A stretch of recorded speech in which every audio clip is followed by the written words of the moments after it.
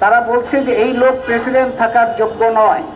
শুধু এখন যাদের কর্মসংস্থান আছে, মাহমিদ যা বলেছেন, পোলট্রি, কৃষি, ফার্মাসিউটিক্যালস, গার্মেন্টস এবং অন্যান্য যে সমস্ত অপ্রাতিষ্ঠানিক খাত, বহু ধরনের বাজার তৎপরতা, অর্থনৈতিক তৎপরতার মধ্যে যারা আছেন, তারা ক্ষতিগ্রস্ত কিংবা তাদের যে কর্মসংস্থান সেটা হারাবেন তা না। যারা এখনো জন্মগ্রহণ করেন নাই তারাও ভয়ঙ্কর রকম নিরাপত্তাহীনতা নিয়ে বাংলাদেশে জন্মগ্রহণ করবে। এই রকম একটা মহাবিপদের চুক্তি গত অন্তর্বর্তী সরকার স্বাক্ষর করেছে। স্বাক্ষর করেছে কার সাথে? যুক্তরাষ্ট্রের সাথে। এবং যুক্তরাষ্ট্র সম্পর্কে আপনারা খুব ভালো জানেন, যুক্তরাষ্ট্রের বর্তমান প্রশাসন সম্পর্কে খুব ভালো জানেন। তাদের যে প্রেসিডেন্ট ডোনাল্ড ট্রাম্প, সেই প্রেসিডেন্ট যে রেসিপ্রোকাল ট্যারিফ আরোপ করেছে, রেসিপ্রোকাল ট্যারিফ বলা হয়। রেসিপ্রোকাল ট্যারিফ মানে হচ্ছে পাল্টা শুল্ক। এই কথাটাও একটা ভুল কথা। পাল্টা শুল্ক মনে হচ্ছে যে আমরা শুল্ক আরোপ করেছি, তার পাল্টা তারা আমাদের উপর শুল্ক আরোপ করেছে। এই কথাটাও একটা ভুল, কিন্তু তারা বলছে এটা এইরকম একটা শুল্ক আরোপ করেছে। এবং সেই শুল্ক আরোপ করে সারা পৃথিবীতে, মানে ইরানে আক্রমণ করে তো এখন সারা পৃথিবীতে আগুন জ্বালানো আছে, আমরা দেখতে পাচ্ছি।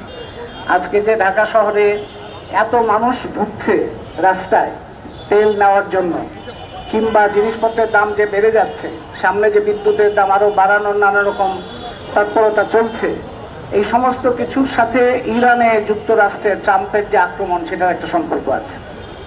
শুধুমাত্র ইরান আক্রান্ত হয়নি, এটা সারা পৃথিবী আক্রান্ত হয়েছে।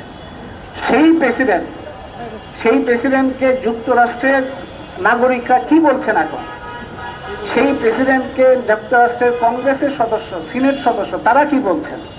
তারা বলছেন উন্মাদ, তারা বলছেন মানসিক রোগগ্রস্ত, তারা বলছে যে এই লোক প্রেসিডেন্ট থাকার যোগ্য নয়, এই লোক সভ্যতা ধ্বংস করতে চায়, এই লোক সারা পৃথিবীতে এবং যুক্তরাষ্ট্রের যে সম্পর্ক সেই সম্পর্ককে বিনষ্ট করতে চায়, যে এই লোককে প্রেসিডেন্ট পদ থেকে সরাতে হবে।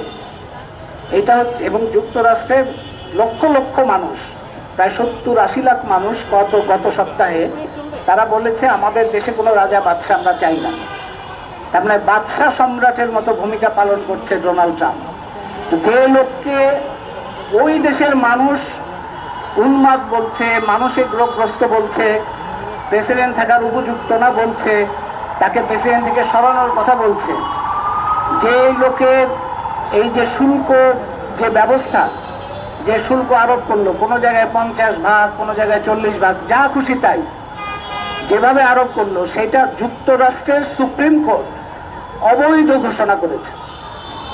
তো যে শুল্ক নীতি যুক্তরাষ্ট্রের আদালত অবৈধ ঘোষণা করলো, এবং যুক্তরাষ্ট্রের মানুষেরা যে প্রেসিডেন্টকে ধিক্কার জানাচ্ছে, ঘৃণা জানাচ্ছে, এবং তার বিরুদ্ধে একটা বিশাল অভিযোগ এবং প্রতিরোধ তৈরি হচ্ছে, এবং তাকে প্রেসিডেন্ট থেকে সরানোর পথ খুঁজছে সবাই, সেই প্রেসিডেন্টের নির্দেশ অনুযায়ী চুক্তি স্বাক্ষর কেন বাংলাদেশ করবে?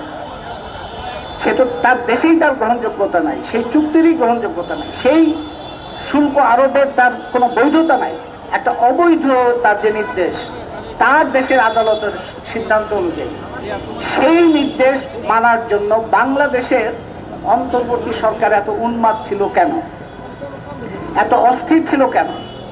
আপনাদের এখানে আরেকটা তথ্য জানানো দরকার, যে এই চুক্তিটা তারা স্বাক্ষর করলো, আমাদের নির্বাচন হয়েছে 12ই ফেব্রুয়ারি, তারা এই চুক্তি স্বাক্ষর করলো 9ই ফেব্রুয়ারি, মানে 2 দিন আগে তারা চুক্তি স্বাক্ষর করলো। মানে তারা অন্তর্বর্তী সরকার যদি ন্যূনতম দেশের বা দেশের মানুষের প্রতি কোনো দায়বদ্ধতা থাকতো, কিংবা তাদের যদি কোনো যৌক্তিক বোধ থাকতো, কিংবা তাদের যদি মেরুদণ্ডের কোনো কিছু অবশিষ্ট থাকতো, তাহলে তারা বলতে পারতো যে আমরা এখন করতে পারবো না, আপনার সামনে নির্বাচন, নির্বাচিত সরকারের সাথে আপনারা দেন দরবার করেন।